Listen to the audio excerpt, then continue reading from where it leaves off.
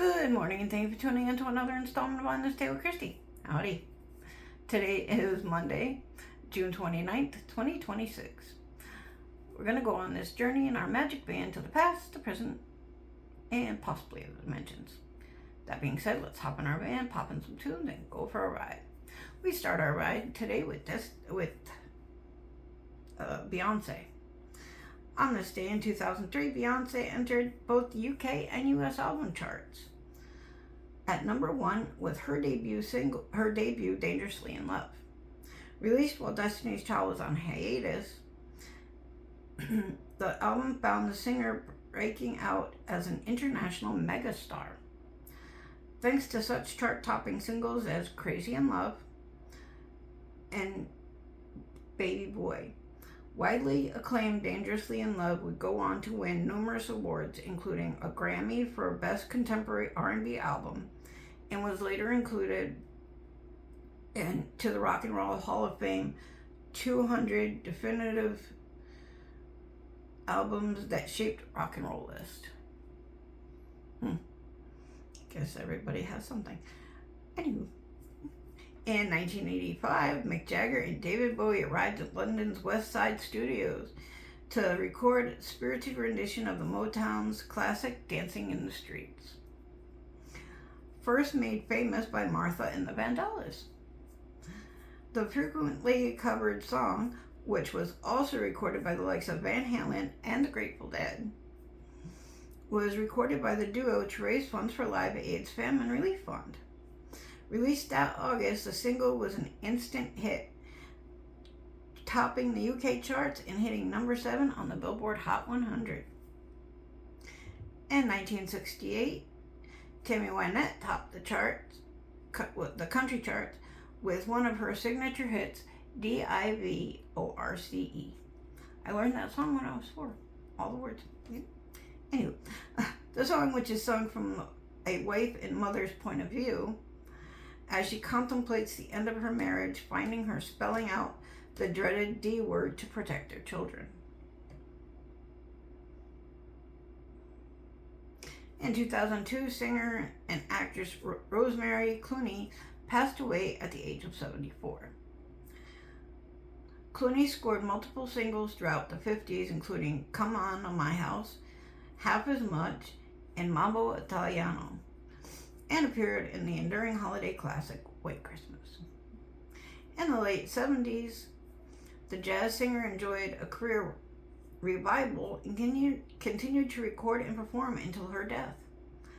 Her nephew, actor George Clooney, served as pallbearer during her funeral. eBay. In 1975, 28-year-old singer-songwriter Tim Buckley died from an overdose. The versatile artist, whose work ranged from folk and avant-garde to funk and psychedelic, released 9 studio albums during his life.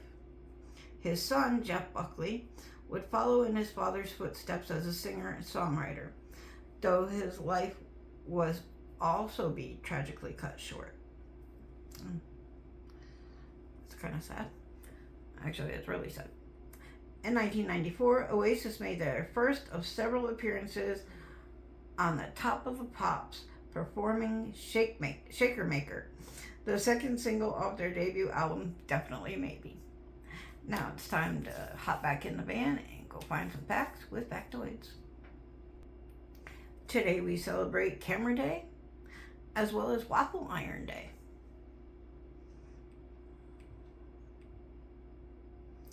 In 2018, Drake's album Scorpion was released. The album covered 2 discs and had 25 tracks. The first one was mostly hip hop, while the second had a mix of R&B and pop. In 2007, the first generation Apple iPhone went on sale. In 2001, the science fiction drama movie AI, Artificial Intelligence, premiered. The movie was well received by critics and grossed $235 million. That's a lot of money. Eminem's mother, in 2000, Eminem's mother sued him after claiming she used drugs in his hit single My Name Is. The lawsuit cost a staggering $10 million.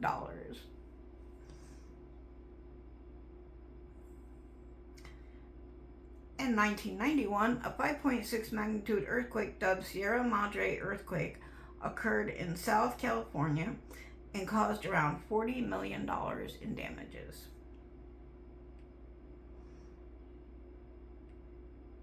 In 1927, the first flight from the west coast to Hawaii was made by the U.S. Army craft the Bird of Paradise.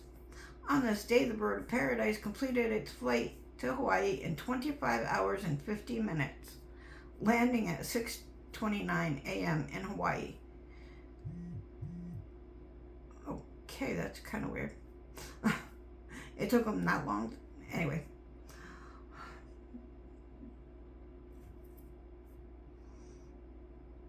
In 1914, Keonia, I hope I'm saying that right, Gusefa attempted to assassinate Grigory Rasputin, believing him to be the Antichrist. I actually thought that was Bill Clinton, but hey. Sorry, Brian. No politics. In 1613, a fire destroyed Shakespeare's Globe Theatre in London. The fire broke out from a cannon shot during a performance of Henry VIII. And last but not least, in 1534, French explorer Jacques Cartier discovered Prince Edward Island off the coast of Canada. I think it was already there before he discovered it. Hey, anyhow, let's hop back in the van and put on our thinking caps because it's time for trivia. First question.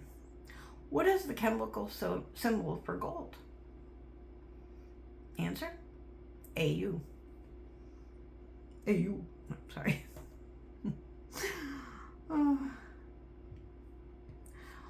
What is the tallest mountain in the world?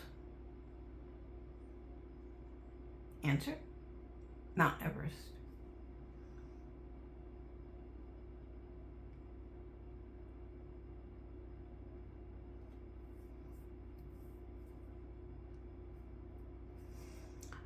Question. What gas do plants absorb from the atmosphere? Answer. Carbon dioxide. Which helps us breathe. Well, it turns it into oxygen, which helps us breathe.